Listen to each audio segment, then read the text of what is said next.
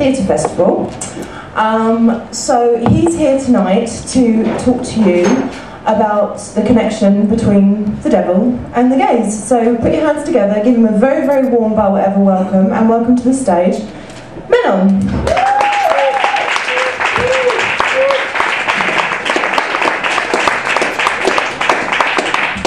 Good evening, everyone.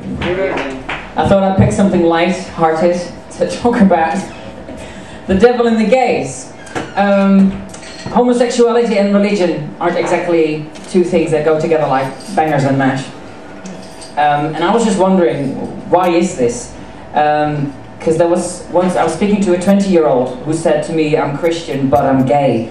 And I said, "Well, why do you say, but I'm gay? Why can't you say, and I'm gay?" But as another friend I have who just came out to his mum 2 months ago, who dragged him to church and was told he was on a highway to hell. Similarly, another friend of mine, he's only gay on Saturday evenings because he can't reconcile it with his religious background.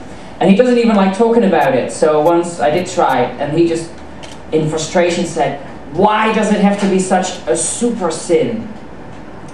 And I think that's a very good question. And I think it's still a very relevant question, because only 2011 there was a guy called Mohammed Hasnaf who put out stickers around the East End of London, like anti-gay stickers, saying, "Verily Allah is severe in punishment."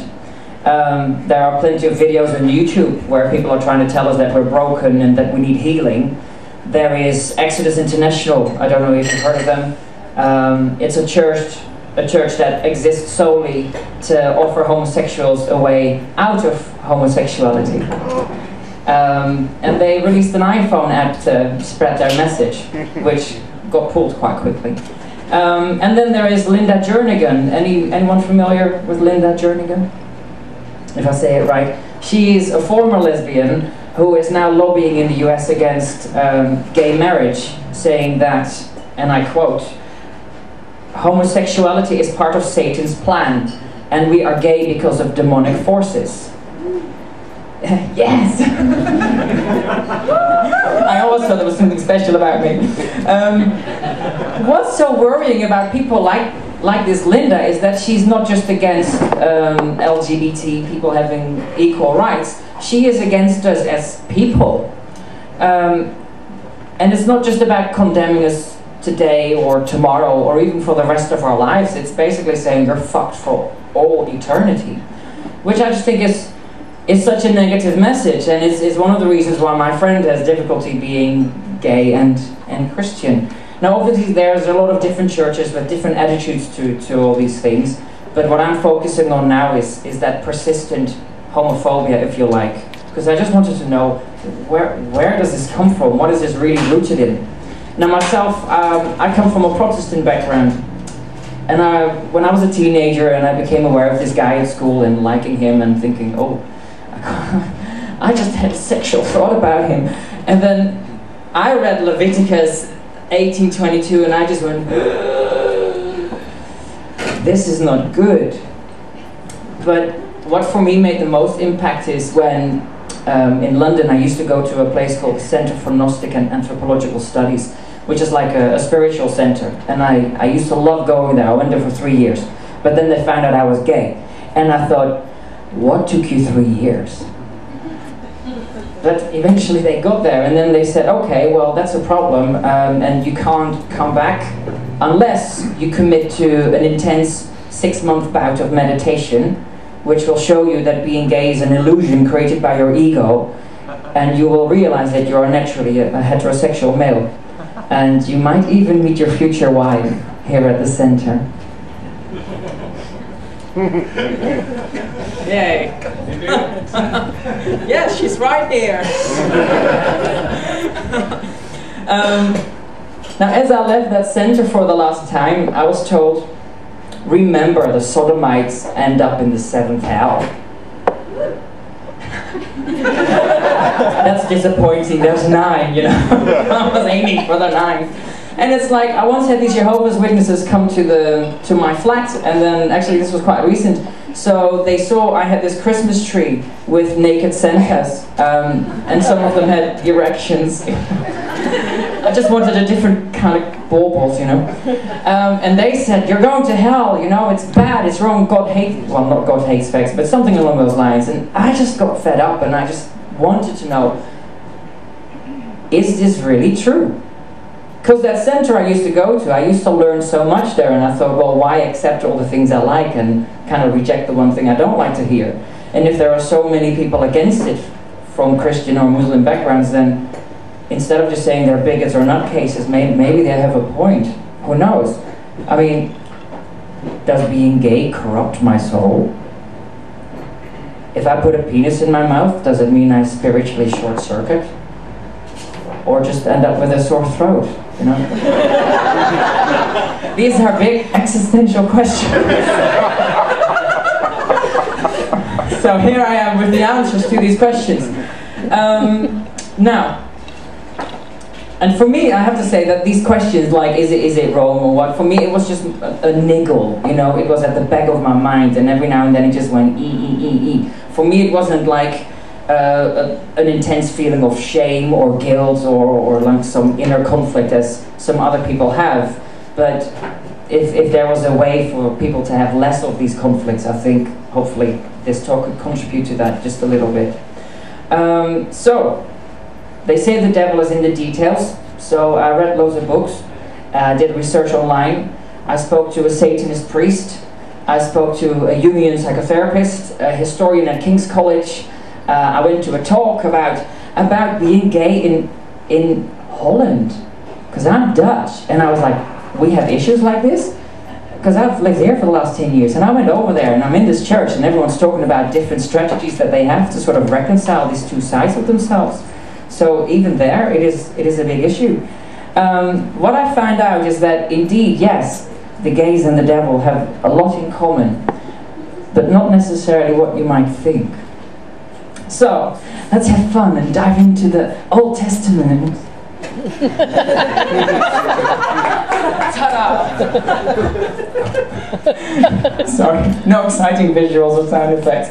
But first thing that people will say is, well, in the Bible there is the story of Sodom and Gomorrah, destruction because of the gays. Now, apparently Sodom, the destruction of Sodom, there were actually 5 towns that were destroyed. Was about 3,000 years before Christ. Some estimates say it's 2,000 years before Christ. But there are no explicit references there to homosexuality. And the link between Sodom and the gays wasn't made until maybe 100 years before Christ. So it took a very long time for that link to be made. So I'll get back to that one in a second. Then, of course, we have that fun chapter of Leviticus, where it says, "A man shall not lie with a man as he would with a woman, or he will surely die." Now, what's important to realize here is that the ancient Hebrews were quite unique in their view towards sex and nudity. So Leviticus has at least 12 prohibitions just about different ways of being naked. They didn't like it. And even the Hebrew word for penis, it's not just penis like a neutral word, it means hideous flesh. Would you like to see my hideous flesh? It's pretty hideous. Can you imagine an ancient Hebrew grinder? This is supposed to be serious talk. But basically, their contemporaries, the Assyrians, the Egyptians, you know, they were all, they had very specific rituals that they practiced in worship. Rituals that included masturbation, male prostitutes in the temple, lots of naked nudity. lots of rituals all based around sex and nakedness. And one thing that the Hebrews were saying is, well, we're not like that. We're different. And they were forging an identity of themselves. Also by saying, obviously, for them there was only one God. So all these sexual practices, they related to the worship of other gods, and that's the one thing that they really wanted to stamp out. So anything related to sex, semen, and nudity was seen as shameful and as idolatry. And this is where all these laws come from in Leviticus that says, don't do this. And any sexual contact had to be for procreation, because obviously they were a small tribe trying to make a mark. So that was of paramount importance. So what happened? What happened is that they put laws in place, or prohibitions, against sexual conduct, and particularly a man putting a penis up another man's bum. And the prohibitions against this became incredibly strict about 640 years before Christ under a particular king called Josiah.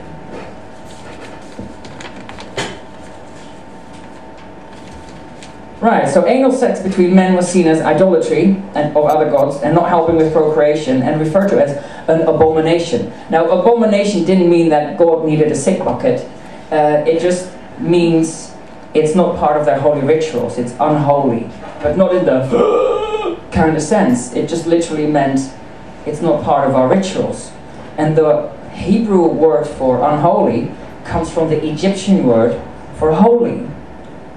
And there's a saying that says that the gods of the old religion often become the devils of the new. And I think that's kind of what happened here. But interestingly, even though they were saying anal sex between men is no good, this was never related to it being evil or coming from an entity like the devil. Because in those days, there was no devil. Now for me, this was a real eye-opener. Did you know that? In the Old Testament, there is no devil. Yes? No? That's kind of crazy, huh? It also means there's no heaven and no hell. Which I never thought about. So you might say, well, excuse me, what about Satan? Yes, in the Old Testament we find Satan, but Satan is a title or a role. Satan does not refer to a being or a supernatural entity as such, like some kind of force that it represents. Satan is a title and a role. It means that there could be different Satans at the same time, or one Satan that appears in one book of the Bible is not necessarily the same one that appears somewhere else in the Bible. Most importantly, whatever the Satan does is in service of God, because he sits on God's divine council. Satan comes from Hashatan, which means the opposer or the critic. So whatever a Satan does is usually about saying, well, excuse me, have you thought about, or maybe, you know, and then God would say, well, yes, of course. Something along those lines. They had such fun in those days. So you might ask, well, where does all the bad stuff come from? Well, that comes from God, because God in the Old Testament is very much kind of like an old school God, even though he was the only one. It was all about balance. So there's many different forces in life, and God balances these things out. So the good stuff comes from God, and the bad stuff comes from God. He creates, he destroys, he makes the light, he makes the darkness. He watches over you for good, but also for harm. So how did we go? Actually, the first time that Satan appeared in the Bible is when he tells the Menno for hitting his donkey too hard. So the Satan himself has nothing to do with evil as such.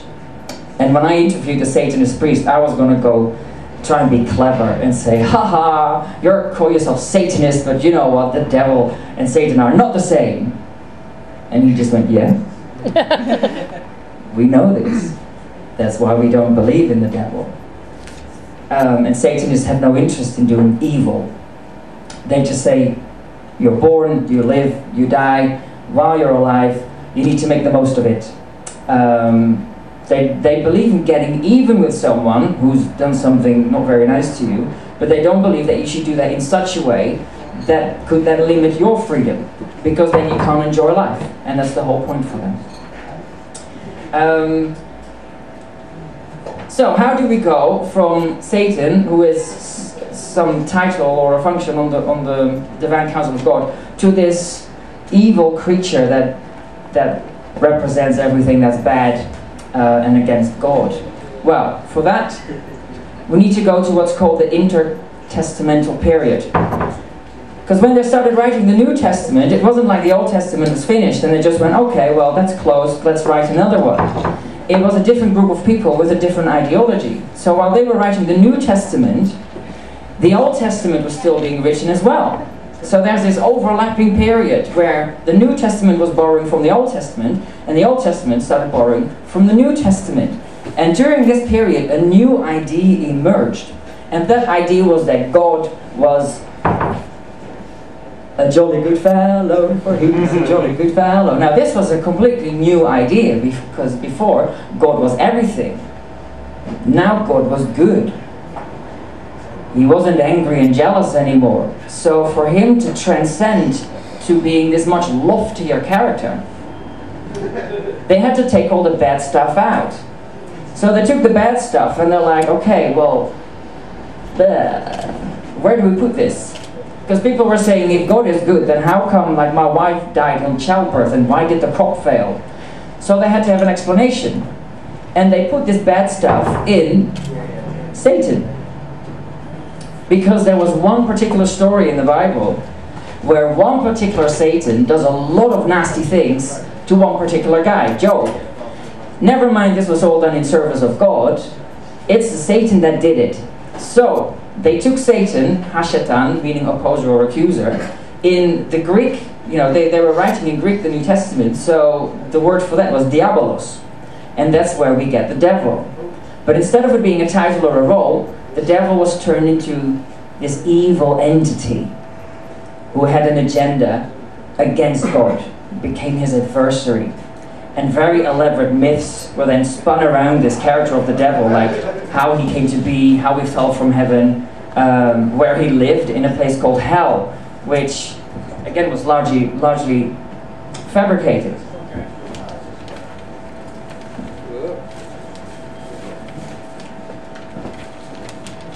And ever since the creation of the devil, he has been the church's best friend.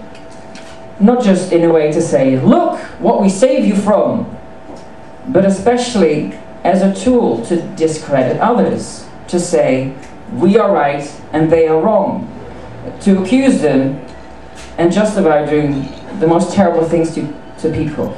It's a very dualistic framework, and in a dualistic framework there are many options. It's either good or bad, and you're either with us or without. And unfortunately, the gays have been at the receiving end of this from the beginning, because the early Christians adopted some of those negative attitudes towards anal sex between men, which had over time grown into a general condemnation of homosexuality. This wasn't necessarily because they thought it was spiritually impure, but again, because it was a great way to denounce the so-called debauched activities of the Romans and the Greeks, and also to get rid of political opponents. So more and more Roman emperors started, say, deporting homosexuals in public service, in public life. Laws were put in place denying homosexuals the last rites, and this got worse in 395 when Emperor Theodosius outlawed all religions apart from Christianity and started to codify laws against homosexuals. In 390, this meant that burning at the stake was introduced as a punishment. The idea that homosexuality went against God and posed a threat to national security, like some people would have you believe today, had now well and truly taken hold. And in 527, or around that time, the Emperor Justinian explicitly blamed the homosexuals for the destruction of Sodom. And that's why sodomy now means anal sex. And he blamed the gays on everything. He blamed the gays for famines, for pestilences, for earthquakes. Now, gay sex can be good and earth-shattering, but, come on. Under his rule, him and his bishops, the persecution of homosexuals became increasingly fanatic, methodical and cruel, and if you read the details, it really isn't pretty what they did to people. As Christianity spread, so did these warped views on homosexuality. In 2051, a guy called Peter Damiani published a book which was just about the condemnation of homosexuality. And in the 13th century, it was named the gravest sin against nature. These views were then exported to the new worlds that were being discovered. Now, ideas about the devil himself became similarly grotesque and outlandish, as he came to represent everything that was immoral, vile, corrupt, and debauched. Many pagan gods that the church didn't want people to worship anymore were absorbed into depictions of the devil, which explains where he got the hoofs, where he got the red color, the horns, the pitchfork even. Especially gods that were related to nature and sex, because they were regarded as very dangerous demons. The weirdest stories were made up about devil worship, what went on at a Black Sabbath. Even the phrase "kiss my ass" comes from the idea that witches would kiss the devil's bum as a sign of worship.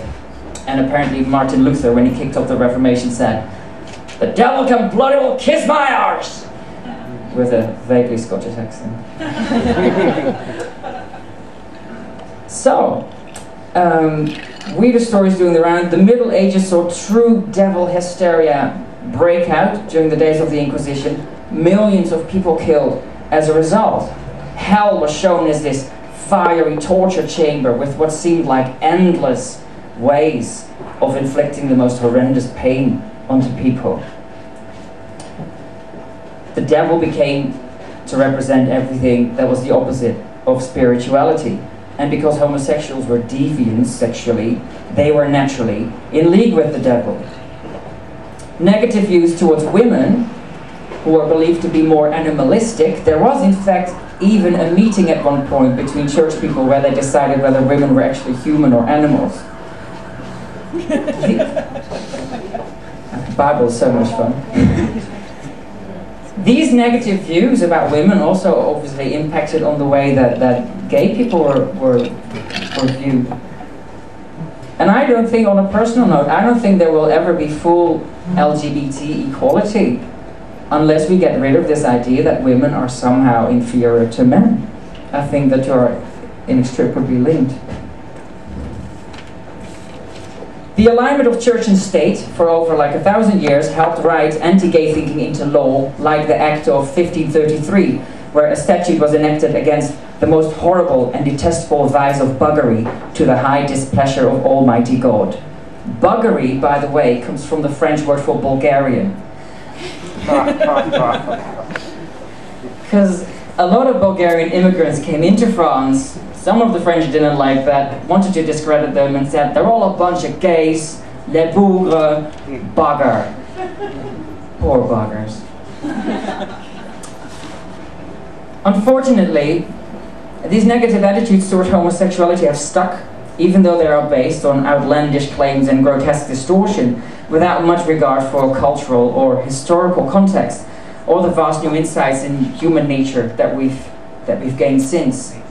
I guess it just makes life easier to think in these black and white terms for some people. But I have to say, I was a little bit disappointed because I was hoping to encounter this dangerous creature, this big, muscly, animalistic creature in the dark somewhere that would just grab you and have this huge, massive erection with a barbed wire veins all around it, and his pubes smell of the strongest pulpers you could ever imagine, and as he comes on your face, it lashes into your skin.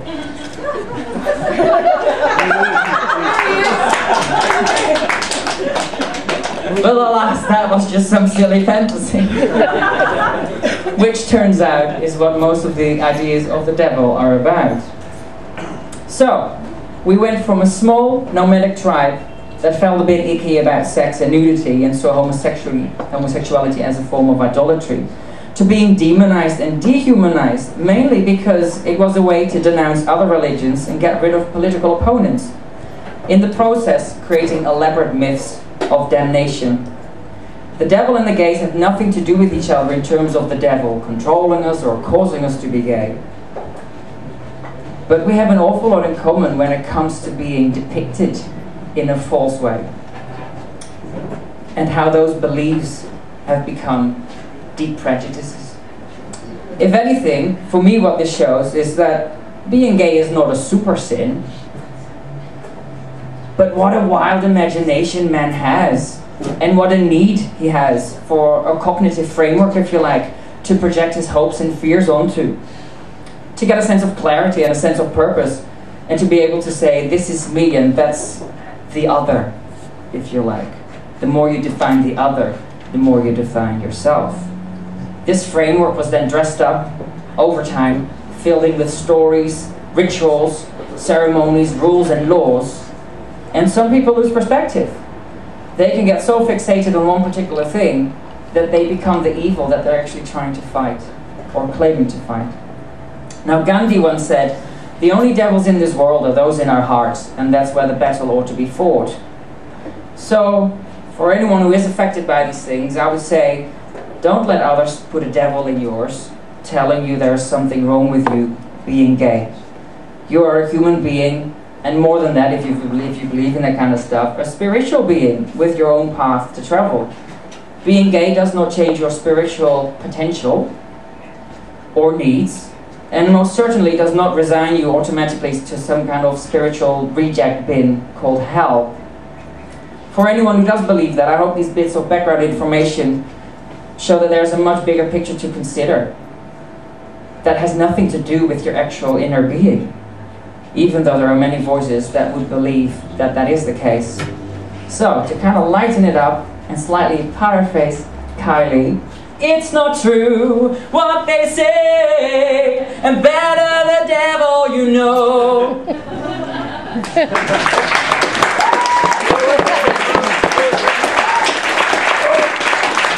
If you have any questions, I'm happy to talk.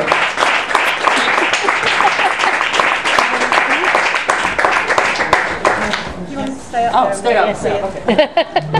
Hey! Right, I hope that wasn't too like heavy. Yes? Do you think it's possible? Really, really interesting, by the way. Do you think it's possible then to be Christian or Jewish and gay and reconcile that with yourself? Yes, and there are lots of people who have, they've managed to integrate these parts of themselves. I think it just depends, what you expose yourself to, what sort of views. And there's so many ways that you can make yourself feel bad about yourself. Like, don't let this be one of them, because it's not grounded in anything that makes sense. So, bright lights in my face. When I was 2 years old, I was told that if I believed anything other than what the Catholic Church taught me, that was the Satan telling me to corrupt me. To do what? To corrupt you? Corrupt me. So Yeah. what I'm trying to say is, what's your view of the fact that the Church puts almost a double bind on people to actually, always that there's a doubt in the back of their minds that this brainwashing from 2-year-olds, Yes. that they can't heal themselves. And especially, the younger you are when you get these messages, the more of an imprint that they leave. And I think especially if you have to do penance for things, or you have to confess for things and you then get told that it's wrong, then what happens is you start to internalize these things. It becomes you internalize that stigma, and then that's where you're in danger of being conflicted, which I think life is too short. But obviously, you need to spend time looking into where do these ideas come from anyway. And it's easy to say to someone, you're bad. But then the Jungian psychotherapist that I interviewed, she said one thing that I really liked. She said every time someone points a finger at you, they're really making a little confession about themselves. So it has a lot to do with projecting. Yeah, anyone else? Less of a question, more of a comment. That was really interesting, so thank you very much for that. Also, I wanted to kind of also respond to Teresa's question in that is it possible to be gay and also Christian or Jewish? And I think it's important that like the word Christian comes from the word Christian literally means follower of Christ, which is Jesus Christ. And I think that in the same way that homosexuality and the idea of Satan got warped and changed and turned into something else by people and their cultural beliefs, I think it's also important to remember that the idea of Christianity also has been warped and turned into something else by people and their cultural practices. And I think that there are a lot of Christians out there who would absolutely agree with everything you just said, including me, because I'm a Christian and I absolutely agree with everything you just said. And many of the churches I've been to in London, in South London, in Midlands, like everywhere, absolutely agree with everything you just said, because a lot of people like Westboro Baptist Church, people like, you know, the Pope, I don't know, like people who are so against homosexuality and so against anything that they see to be outside of their cultural norm, and they turn it into a religious thing because they know they can use religion to control people. And so I think like it's important to remember that a lot of those beliefs are cultural, and so that's why I'm really appreciative for your talk. I'm really appreciative for your research. I've actually learned a lot of things, so thank you very much. You're very welcome.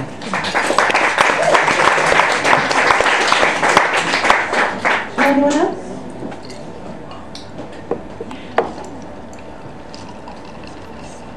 Okay, I want to say something quickly. Yeah, growing up Christian and then being scarred and by all of that, it is possible to come out the other side and then feel a lot better about the whole thing.